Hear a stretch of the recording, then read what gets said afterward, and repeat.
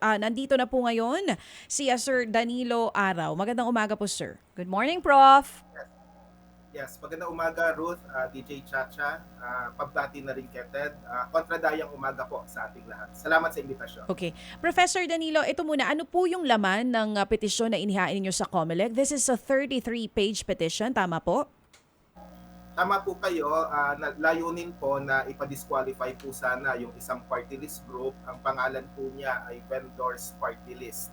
Dahil hindi ito kumakatawan sa mga manininda, batay sa profile ng unang tatlong nominee nito na mga malalaking negosyante, mga kontratista, mga may-ari ng iba't ibang klase ng negosyo.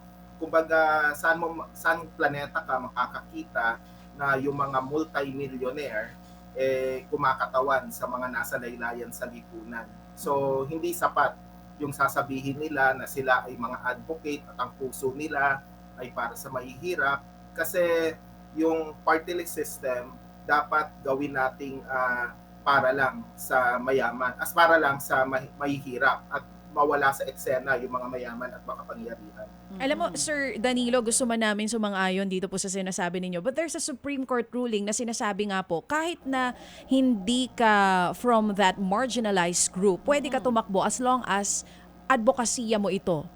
Paano nyo po Tama po kayo. inilatag dito sa petisyon na even advocacies, wala po kayo nakita dito po sa mga nominees ng vendors? Dalawang salita lang po yan, track record. Unang-una sa lahat, yung vendors party list, bagong-bago pa yan, so wala pang track record na mapapatunayan. So mahihinuha mo lang yung track record dun sa mga party list nominee.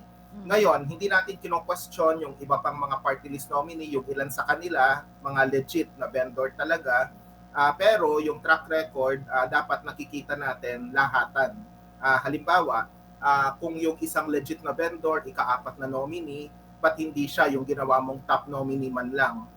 Bakit yung mga malalaking negosyante, yung talagang ipopronta mo na kung sakaling makuha mo yung maximum na tatlong upuan, sila ang mauupo. Kaya nga, minsan, hindi lang usaping legal yan, minsan inferential na lang, kahit inferential thinking na lang yung gagawin natin, hindi pa nga critical thinking inferential pa lang, makikita natin na tila ginagamit lang yung mga lehitimo para isulong yung adyenda ng mga mayaman at makapangyarihan. Yes po. Sir Danilo, dito po sa petition na hawak namin ngayon, ginamit niyo po no, yung naging interview ni Manong Ted sa isa sa mga nominee po ng vendors party list. Base rin sa inyong pagsasaliksik, aside from the interview, ano pa po yung mga natuklasan niyo tungkol sa background po nitong tatlong nominees natin? Siyempre, limitado yung impormasyon na makukuha mula sa CONA. Bagamat sinama rin namin yon bilang annex, yung Certificate of Nomination and Acceptance. Siyempre, tama ka, ginamit na take-off point itong Ted Filon at DJ Chacha na show. Transcribe namin yung interview. And if I recall correctly, after ng interview na yan, ay pumasok din ako bilang guest ninyo a few months ago. So, yun yung yun yung isa sa mga pangunahing reference, pero syempre, pinag-aralan din namin kung anong klaseng mga korporasyon, yung mga pag-aari nila, at nilagay namin doon. Kaya lang may ilang mga technical na challenges din na kinaharap kami. Just to disclose to the public, kung okay lang sa inyo, Mhm. medyo magastos din kasi Mm. yung filing ng mga cases. We Mm. would have wanted to include yung SEC registration ng mga korporasyon, pero maniwala kayo't sa hindi, malaking pera pala ang kailangang bayaran sa ilang mga ahensya ng gobyerno para makuha yung mga dokumentong ito. At unfortunately, nakakahiya mang aminin on national television, wala kaming sapat na pera para makuha yung dapat ay mas magpapalakas sa aming ebidensya. Nakakalungkot naman po pala yun. Sir, hindi ito yung unang beses na nag-aim ba kayo ng petisyon about a party list group? Nung mga nakaraang halalan, meron na rin po bang ganitong kapareho na petisyon ang inihain ng inyong grupo? At ano po ang naging desisyon ng COMELEC kung meron man? May mga naging effort na rin po sa mga nakaraang taon. Nung panahon na medyo, don't get me wrong, parati kaming may oras para sa Mm. pananaliksik. Kumbaga, hindi naman binabayaran yun. Kaya lang medyo seasonal din yung pag-file namin, depende po sa aming financial resources kasi nga mahal yung filing. Para lang pala ma-quantify, para malaman ng publiko, ang filing fee na binayaran namin sa COMELEC, wag po kayong magugulat, Mhm. 10,100 pesos po. Yun yung Wow, oo. gastos. Mm. Para lang po sa ganitong, pakita ko lang, sa ganitong complaint na ito. Kumbaga iba pa yung reproduction, notarial fees, yung iba pang mga technical na bagay, pero malaking pera talaga yung involved dito. Now, Mhm. to answer your question, through the years, nagde-decision yung COMELEC na usually against our favor. Bagamat iniaakyat din naman namin ito sa mga korte uh, at ginagamit din ng Mhm. Korte Suprema yung datos na binigay namin sa COMELEC.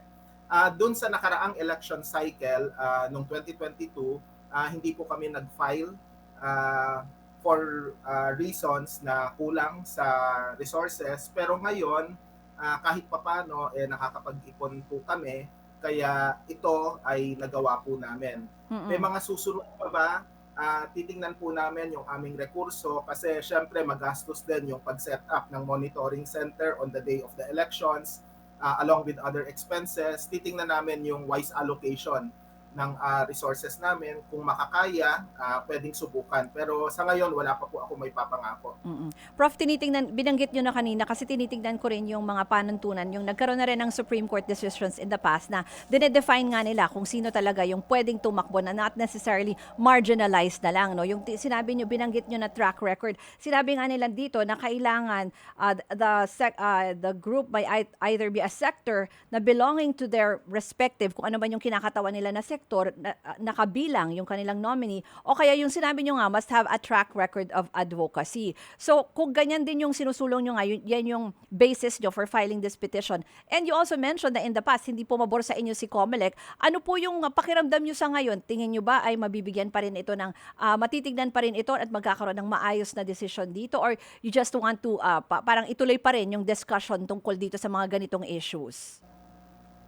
Sinagot niyo na po yung Mm. inyong tanong kasi it can work either way. Tama, Mm. tama ka, DJ Chacha, don't get me wrong. Kasi yung COMELEC pwedeng pumabor yung desisyon, kung i-disqualify ang vendors, edi okay lang, case closed. Pero kung hindi, syempre, we will look for other options. Pero either way, whether pabor o hindi pabor sa amin yung COMELEC, maganda, at ito yung napakagandang punto na binanggit mo, yung bandang dulo ng sinabi mo, at least the discussions will become ongoing. Kumbaga, kung matatandaan po ninyo, noong February 12, nilaunch namin yung aming dataset, yung guide to the party list groups in the 2025 elections na pwedeng magbigay sa atin ng ideya kung sino ba yung karapat-dapat sa ating boto. So nagkaroon na ng national conversation on the party list group at itong pag-file na ito can be said to be part of the continuing conversation. Mhm. Kasi alam mo, DJ Chacha at Truth, through the years, hindi masyadong pinapansin yung party list election kahit na 30 taon na. Ngayon, yung pagpapasa noong 1995 Party List System Act o yung Party List System Act natin. So dapat na aware yung mga tao dun sa kahalagahan ng isyong ito. Kaya para sa amin, kung babalikan yung resources, yung binayad naming 10,100, sulit na yan, Mm. regardless kung ano po yung magiging desisyon. Kumbaga hindi namin iiyakan yung perang yan kahit matalo po kami o Mhm. mawala yung hindi pabor sa amin yung desisyon ng COMELEC. Oo. Professor, gaano katagal yung mga ganitong klase ng petisyon bago po magdesisyon ng COMELEC? Okay, depende po yan sa magiging turnaround time. Kasi syempre, ngayong nakapag-file na kami ng petition, I understand that yung COMELEC will be duty-bound to send the notification to vendors party list para sagutin yung aming petition, yung aming complaint. Tapos magkakaroon din kami ng panahon na sagutin ito. Kung kinakailangang magkaroon ng diskusyon, edi magkakaroon din ng diskusyon mismo sa mismong opisina ng COMELEC, and then magde-decide po yung either of the divisions ng COMELEC, and then eventually po yung ANBANG. Sa konkreto, kaya bang matugunan itong ganitong proseso bago ang halalan sa ika-12 ng Mayo? Pwede naman po. Pero depende yan sa bilis ng desisyon ng COMELEC. Kasi to be fair, magandang malaman din ng publiko patong-patong at napakarami ng mga complaint at yung mga kasong hinahandle niya. So hindi natin alam if this one will be treated with urgency. Prof, puntahan lang natin yung pag-aaral nyo for party list groups ngayong paparating na midterm election. Sinasabi nyo po na more than 50% ang hindi nagre-represent sa marginalized sector. I'm just curious, anong klaseng methodology po ang ginagamit ninyo para mas maintindihan lang din nitong mga nakikinig at nanonood po sa atin? Paano nyo ina-identify yung koneksyon ng ilang party list groups dito sa mga political dynasty at maging sa malalaking negosyo? Basically, kung gagamit tayo ng termino sa research methodology, qualitative analysis po yan, 6 po yung aming criteria. So una, ang party list group ba ay may connection sa political dynasty? Sila ba ay may connection sa malalaking negosyo? Sila ba ay may connection sa pulis at militar? Pulis o militar? Sila ba, may mga party list nominee ba na may pending na kaso ng korupsyon gaya ng plunder at iba pang related cases? Sila ba ay may kaduda-dudang advokasya? Yung tipong pag binasa mo, magdududa ka kung totoo ba yung kanilang advokasya batay sa kanilang track record. At yung pinakahuli, may mga kaso na limitado o halos walang impormasyon, may walang social media presence o website o contact number yung mga party list group na ito. So yun yung 6 na criteria. Hindi naman kailangang makuha mo lahat ng 6 na ito, kahit isa lang ay mapa-flag ka na talaga. Bagamat posible rin na yung mga party list group, kasi 155 sila, technically 156 yung nakalista, pero nag-withdraw yung isang party list group noong Desyembre, kahit posible yung multiple flagging. Political dynasty na malaking negosyo pa. So after the qualitative analysis, saka na po kami gumagawa ng frequency count. Kaya makikita ninyo doon sa aming press release or press statement ng February 12, may table po kung para ipakita yung total. So 86 po yung aming na-flag out of 155. So that would be 55.13%. Prof, kinukwento ko nga kanina dito kay Chan na nakita ko nga yung report nyo na talagang mabusisi kasi nilalagyan nyo ng yung kada nominee, 'di ba? Yung binanggit mo kanina, yung iba minsan wala talaga kayong makuha na data, 'di ba? Parang paano mo naman aaralin, 'di ba, itong mga nominees na ito? Pero yung isa nyo rin, meron din kasi kayong isang observation na aside from yung hindi na nga naaaral ng ating mga botante, siguro para din sa education nila. Yung iba kasi na parang nasisilaw dun sa mga political ads na syempre hindi diyan natin makikita na hindi rin talaga equal talaga yung level playing field, no? Parang ano ba yung mensahe nyo dyan na parang minsan makita lang nila yung ad, makita lang nila na may mga endorsers na kilala, hindi naman nakikita yung actual talaga na plataforma nitong mga party list groups na ito. At pahalaga po yan kasi 63 seats yan sa ating Kongreso. Tama po kayo, wag tayong magpadala doon sa kinang ng or kagandahan ng mga advertisement o kahit yung kagandahan o kagwapuhan ng mga celebrity endorser. Minsan nga mas lalo ka pang magtaka or magtanong saan nila nakukuha yung pera. Kung sila ay nasa laylayan ng lipunan, how can they afford such well-produced production, advertisements. So yung mga ganon, dapat na binubusisi po talaga natin. At dapat tumingin tayo sa usapin ng track record. Kung halimbawa, bago pa lang yung party list at wala pang malinaw na track record ng pagtulong or pagsasabatas ng mga bagay na may kinalaman sa mga nasa laylayan sa lipunan, tingnan natin yung mga party list nominee. Kasi ang iboboto natin yung party list group, pero yung mga nasa likod nito, sila yung makikinabang. Lalo na yung top 3 nominees. Pero ang ginawa namin, tama ka, dun sa dataset, lahat ng 10 party list nominee sinuri namin. Kasi kung matatandaan ninyo, Ruth at DJ Chacha, may mga pagkakataon na pag mananalo na yung isang party list group, biglang nagwi-withdraw yung top 3. Tapos yung ika-4, ika-5, ika-6, sila yung pumapalit dun sa top 3. Kaya may mga pagkakataon na yung mga nasa dynasty, ika-4 yan o ika-5, and then magwi-withdraw na lang yung 3, and then yung dynasty na Aangat, yung nominee aangat. So nangyari na yan. Pwede nating pangalanan yung ilang mga party list na ginawa yung ganun karuming pandaraya. Pero technically, don't get me wrong, legal to. Pero syempre, naikutan yung Mm. Exactly. It's a Mm. mockery, basically plain and simple mockery of the law po yan.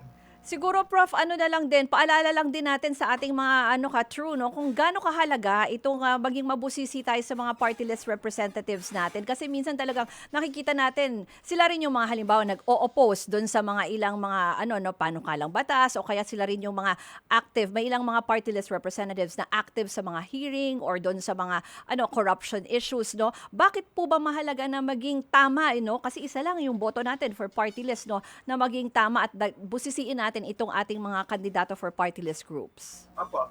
Sa mga ka-true, dapat talaga true na true yung ating pagboto sapagkat hindi po dapat masayang sa mayaman at makapangyarihan.